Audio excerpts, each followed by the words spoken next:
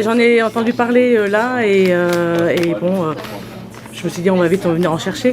Ça sent bon, c'est toujours frais, on sait que c'est des produits de qualité, franchement nickel. La meilleure galette feuilletée aux amandes de Moselle, ici tout le monde veut la goûter.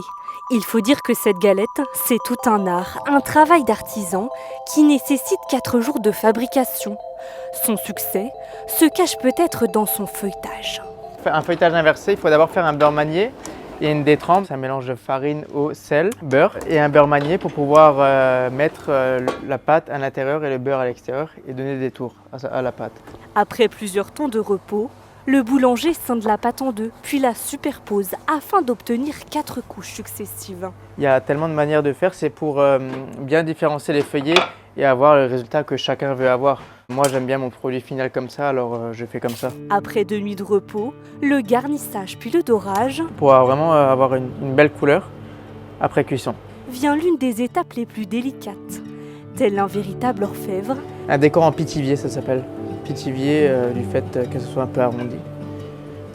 Que les courbes soient arrondies. l'artisan sculpte minutieusement ce disque de 23 cm de diamètre entièrement à la main.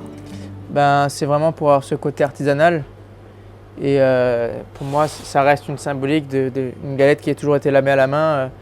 Ça a toujours existé et ça le restera. Il faut toujours aller à une bonne profondeur, ne pas être trop léger sur la coupe.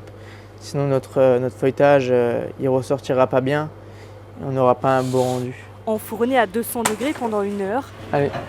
les galettes sont ensuite prêtes à être dégustées. C'est quand même un goût un peu spécifique, un peu plus fondant en bouche qu'un feuilletage classique. Après au niveau de la crème d'amande, pareil, si on sélectionne bien ses matières premières, on aura un bon goût d'amande, et bien sûr avec un peu de rhum pour donner toujours un peu de goût. Et aussi le fait d'utiliser un beurre AOP et une farine label rouge, c'est ce qui permet d'avoir un très bon goût de la galette. Pour l'épiphanie, 150 galettes, frangipane et pommes ont rejoint les vitrines de la boulangerie pour le plus grand bonheur des gourmands.